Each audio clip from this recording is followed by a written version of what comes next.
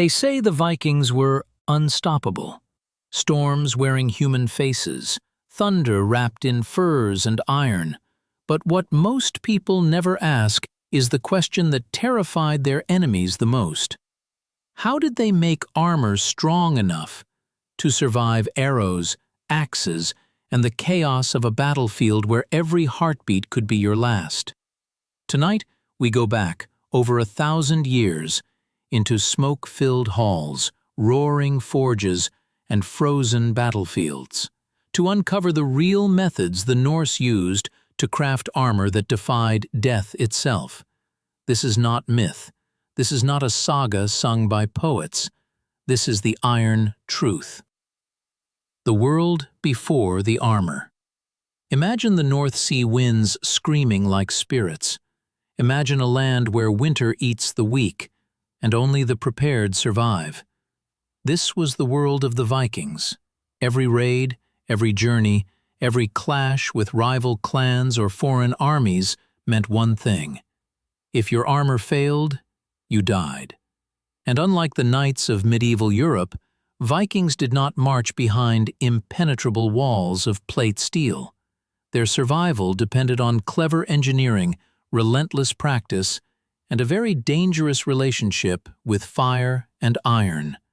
But the story of Viking armor doesn't start in a forge. It starts in fear.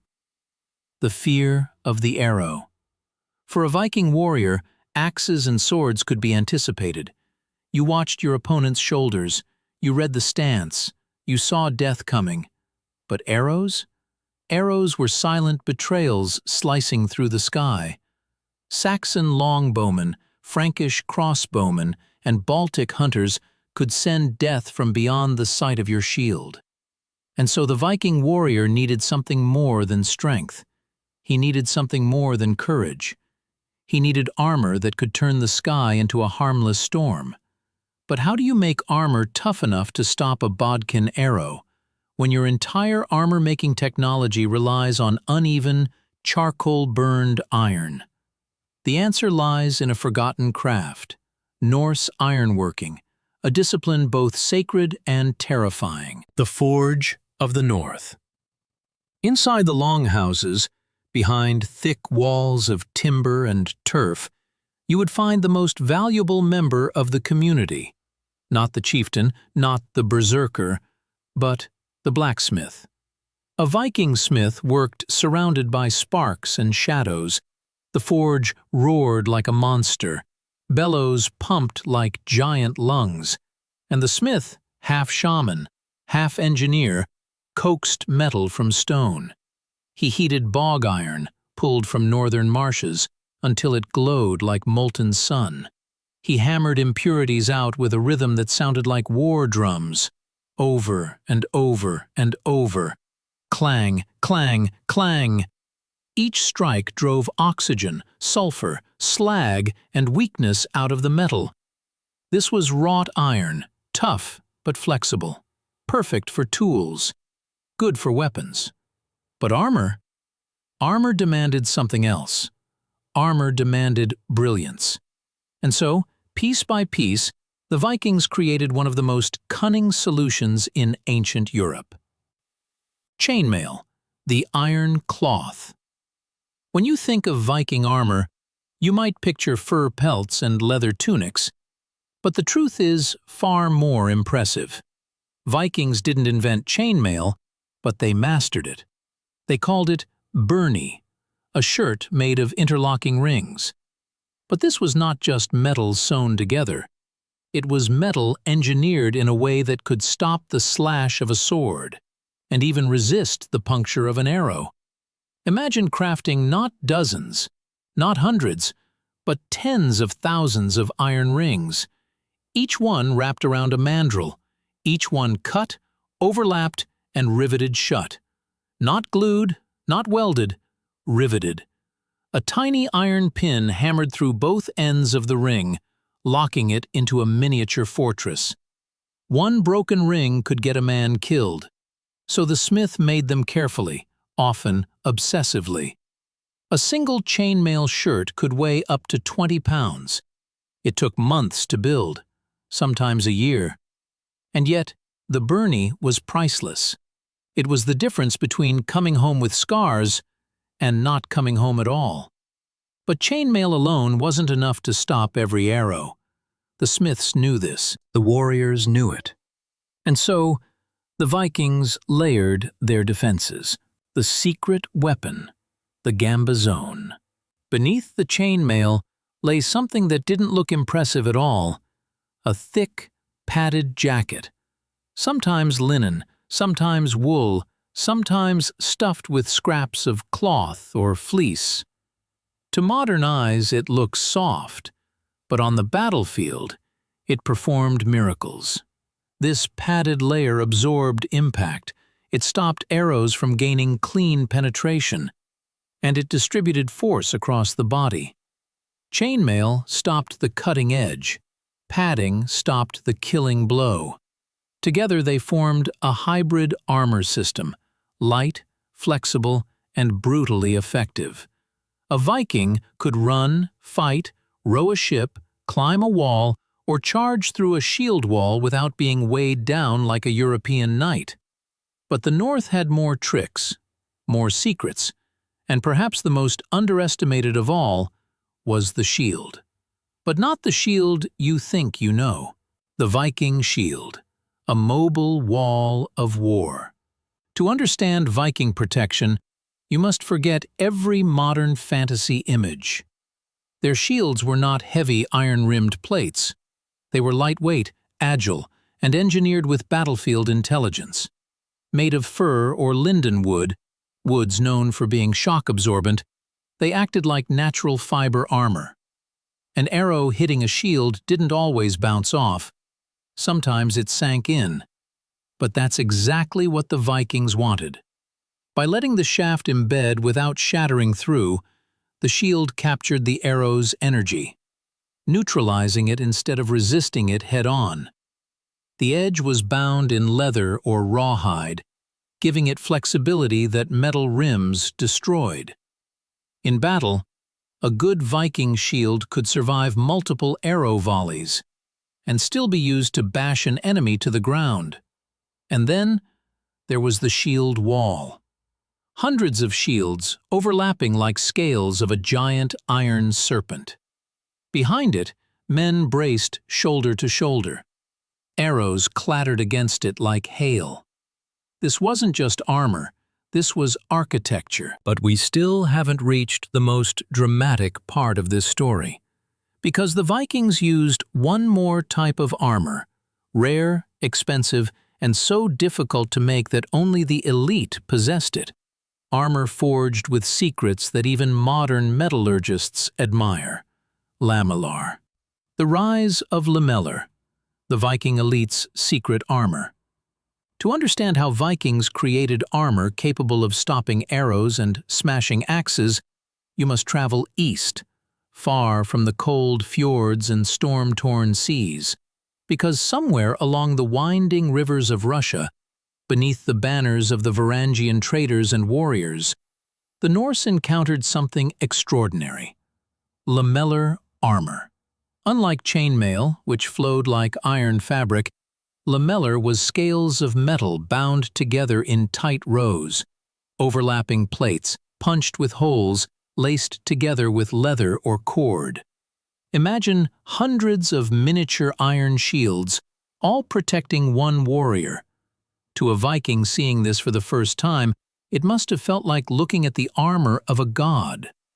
Lamellar was lighter than chainmail, more rigid, and when properly made, it could deflect arrows that would tear through lesser armor. But this armor was not easy to forge. Every plate required careful shaping, each hole punched by hand, every scale hardened, polished, fitted.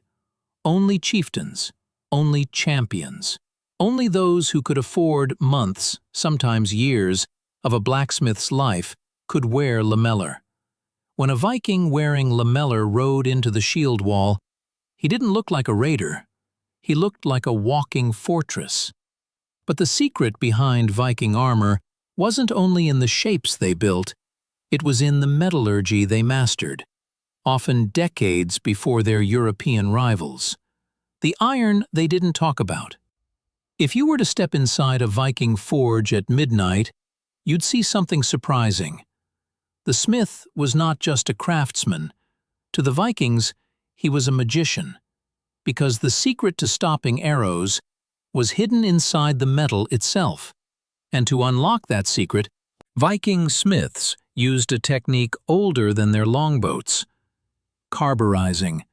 This is where the story becomes almost unbelievable, and where ancient technology outsmarts the modern world's assumptions. Carburizing is the art of giving iron a carbon-rich skin. You heat the iron in a bed of charcoal, pack it in ash or bone, and hold it at high heat for hours. The result? A piece of iron that looks humble, but has a secret steel shell just beneath the surface. A blade hitting that armor would bite into surface steel, not soft iron.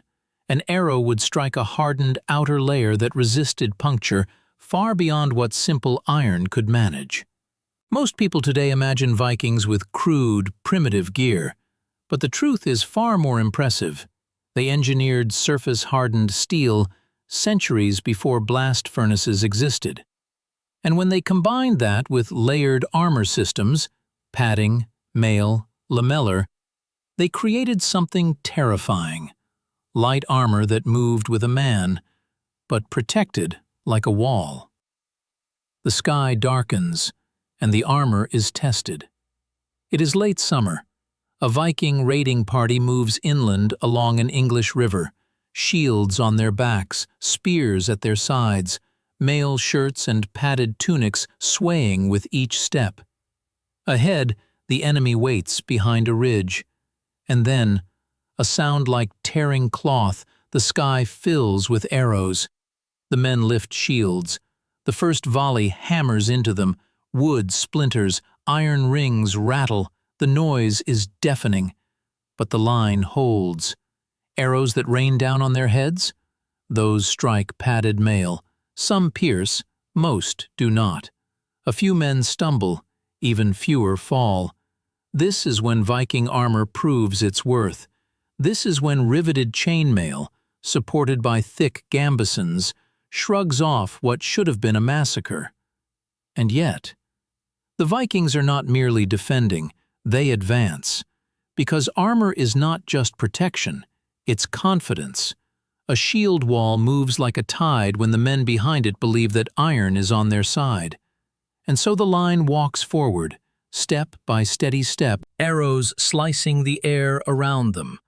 To survive this long, under this kind of fire, required armor of shocking effectiveness. But what about axes? What about the iconic weapon of the North? The bearded blade that could split skulls, crack shields, and tear through armor. To survive an arrow is one thing. To resist an axe is another. And the Vikings knew this better than anyone, because the axe was their weapon. And to counter it, they built something deceptively simple and brutally effective. The secret armor no one talks about, the thickened leather cuirass.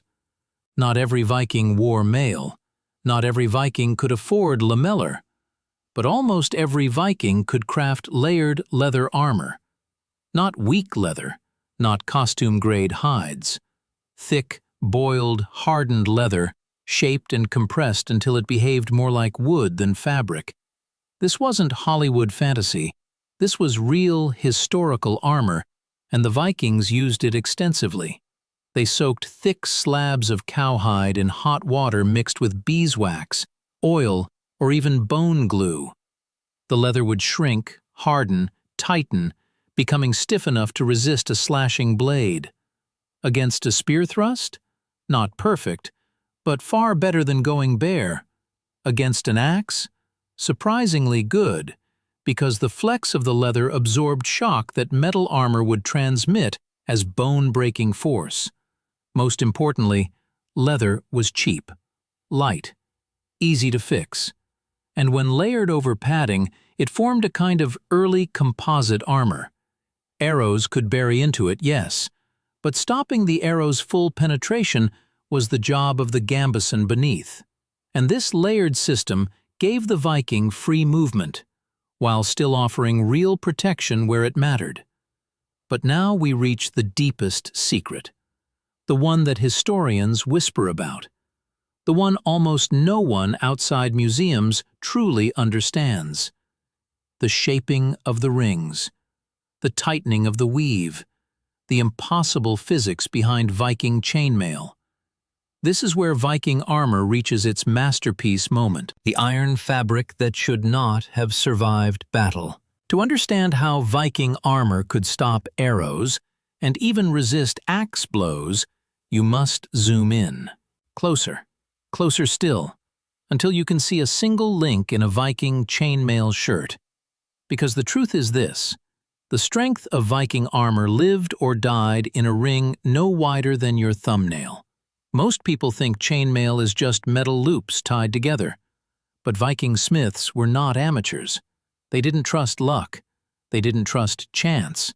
They trusted one thing: engineering.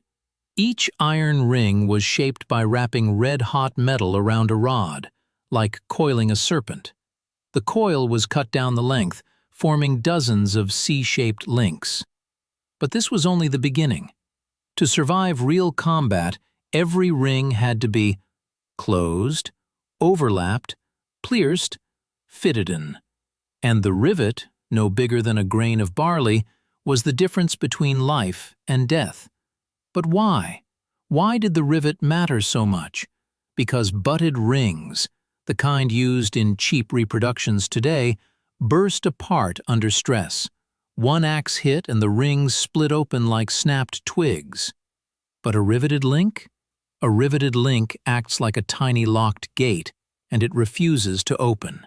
This created what historians call a 4-in-1 pattern, each ring linked with 4 others, forming a geometry so strong that force spread across the entire shirt. Not one ring carried the impact, dozens did. And this is why Viking mail could stop things it had no right to stop. The axe test, where armor meets the weapon of the north. Imagine a berserker charging from the tree line, foam on his lips, eyes like burning embers. He raises his bearded axe, an edge honed to a whisper, and brings it down on a mail-clad warrior. In Hollywood, the armor splits. In video games, the rings explode. But in reality, the axe often did not penetrate. It crunched, it dented, it hammered the poor man's ribs into shapes ribs were never meant to take. But the rings? They held, because the geometry of the mail absorbed and redirected the impact across the shirt. The padded gambeson beneath softened the force even more. The result? Bones bruised, breath knocked out, but the warrior lived. That is armor doing its job. And here is the part most people never realize. A Viking's mail shirt was not meant to feel good. It was meant to keep you breathing long enough to strike back. The arrow test. The reality, not the myth. Could Viking armor stop arrows? The answer is yes, but with limits. Broad-headed arrows, the kind used for hunting, were terrible against mail. The wide tips dispersed the force, the rings refused to break. But bodkin arrows, the narrow iron spikes meant to punch into armor, were another matter. At close range, with a powerful bow, they could pierce mail.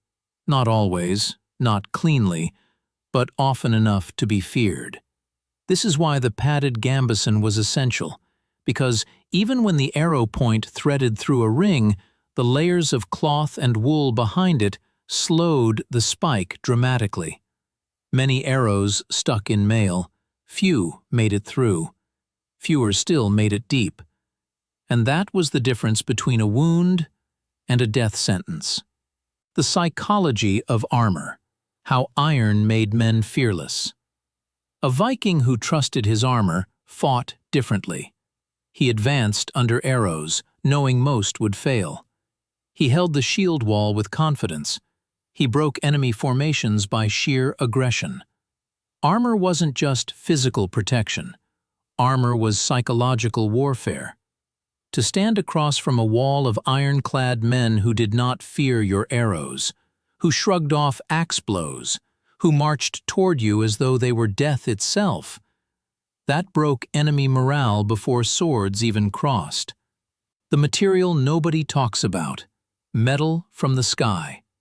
Some Viking elite warriors possessed something rarer than gold, meteoric iron, pulled from sky-fallen stones, forged in small amounts into weapons and armor fittings, a metal with higher nickel content, harder and tougher than typical bog iron.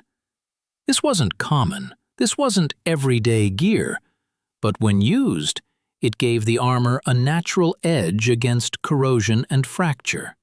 A Viking wearing pieces forged from the bones of a star became a legend long before the battle was over. The weakness. The one place Viking armor could not protect. For all its brilliance, for all its engineering, Viking armor had one fatal vulnerability: the gaps. Chainmail protected the torso, shoulders, upper arms. Lamellar added rigidity. The gambeson absorbed shock, but the legs, the lower arms, the neck, the face, these were exposed. A spear thrust under the shield, a blade slipped through the armpit, a thrown axe catching the side of the neck. Even the strongest armor in the world couldn't protect every inch, and Vikings knew this. So they trained not just to endure blows, but to avoid them. Armor gave them time. Skill gave them survival. And now we approach the final chapter. The final secret of how Viking armor didn't just exist, but evolved.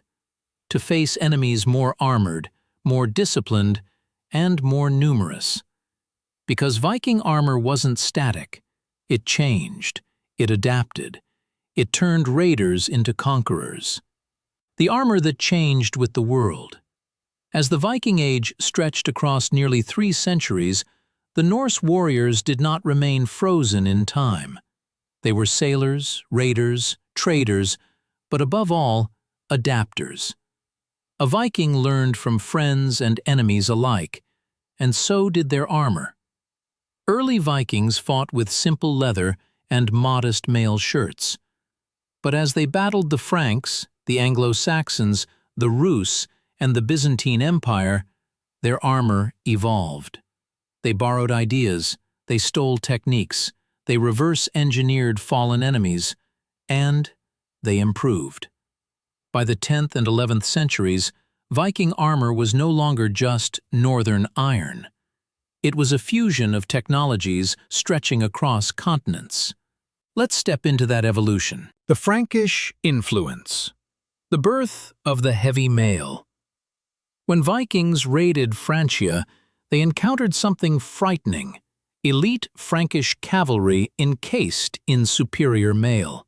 Frankish chainmail was longer, denser, and reinforced with alternating rows of solid, punched rings and riveted ones. This hybrid construction made the armor exceptionally resilient. Viking smiths studied this, then copied it, then refined it, and soon wealthy chieftains across Scandinavia wore mail shirts that hung to the thighs, protected the arms, and wrapped around the torso like iron cloaks. These were not simple raiders anymore. These were warlords, iron-clad, battle-hardened, and technologically competitive with Europe's best. The Eastern influence. The refinement of lamellar. Travel east with the Varangians, and the story sharpens. In Kiev, Novgorod, and the Byzantine Empire, Vikings encountered Kitai-style lamellar, Us lamellar with hardened plates, Byzantine lamellar with bronze or steel scales. The Vikings saw this armor hold against powerful spear thrusts and deadly arrows. They saw it worn by horsemen, elite guards, and imperial soldiers, and They wanted it. So Viking smiths adapted the design, sometimes using iron, sometimes leather reinforced with metal plates, sometimes mixing both. The result? Lamellar vests and belts that offered rigid, overlapping protection while still allowing freedom of movement.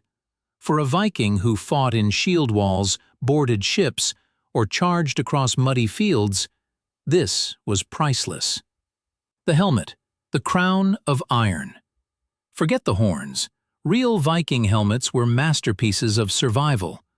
Early helmets were simple iron caps with slight ridges, but by the height of the Viking Age, helmets evolved into four-plate skull constructions, exercised divoted nasal guards, afterasional brow reinforcements. These helmets could withstand the downward chop of an axe, the thrust of a spear, and even glancing sword blows. Some helmets included mail curtains, known as aventails, protecting the neck and shoulders. This addition alone saved countless Vikings from throat and collarbone strikes. Their helmets weren't pretty, but they worked, and that was all that mattered. The final layer, the shield that turned warriors into walls. Viking armor was never about a single piece. It was a system, a puzzle, a synergy of materials and engineering, and the shield was the keystone. An unarmored Viking with a shield was more protected than a fully armored warrior with none, because the Viking shield was light enough to move quickly, large enough to block arrows, strong enough to survive axe strikes, flexible enough to absorb impact, for every warrior. And when joined together, shield to shield, rim to rim, they formed the most feared defensive formation in the north, the shield wall. An arrow storm meant nothing. A cavalry charge meant little. An infantry push became a grindstone. And behind those shields, men armored in layers, mail, gambeson, leather, lamellar, turning the wall into something terrifying, a slow, unstoppable advance. This is how Viking armor actually worked, not as separate pieces, but as a living machine. The ultimate test, armor in the last days of the Vikings. The true test of Viking armor came in the 11th century. The battles grew larger, the enemies more disciplined, the weapons more lethal. And nowhere is this clearer than on a single battlefield, Stamford Bridge, 1066. The Vikings under Harold Hardrada marched in the September heat. Most left their armor behind on the ships, expecting a peaceful negotiation. But when the English army appeared, a wall of shields and spears, the Vikings realized their mistake. Yet even in that doomed battle, even with too few armored men, the effectiveness of Viking armor was undeniable. The English arrows flew. Mail-clad warriors deflected or absorbed many hits. Gambesons soaked arrow punctures that would have killed bare men. Shields blocked countless volleys. Vikings held the bridge for hours. A single axe-wielding giant in mail held an entire army back, until a spear, thrust from beneath the planks, found the weakness no armor could cover. Not even the greatest armor of the age could protect what wasn't covered. And yet, even in defeat, the Viking armor proved its legacy, because mere weeks later, the English, who had adopted many Norse ideas, would fall to another army whose armor resembled Viking design more than Saxon. The Normans, descendants of Vikings, wearing mail, helmets, shields, gambesons. The Viking way had won. The legacy, iron lessons that outlived an age. So how did Vikings make armor that could stop arrows and axes? Through science disguised as craft, through layers instead of weight, through engineering that spread force instead of resisting it, through discipline in forging iron rings riveted by hand, through learning from lands they conquered and lands they served, through fear, fear of death, fear of weakness, and the determination to outsmart both. Viking armor wasn't perfect. It wasn't invincible, but it was brilliant. Light enough to run, strong enough to survive, simple enough to repair, complex enough to endure centuries of war. And in the end, Viking armor did something extraordinary. It turned ordinary farmers into warriors, warriors into raiders, raiders into conquerors, and conquerors into legends. The age of the Vikings may have ended, but the iron they forged left its marks in every armor that followed. This is how the Vikings crafted armor strong enough to defy arrows, axes, and time itself.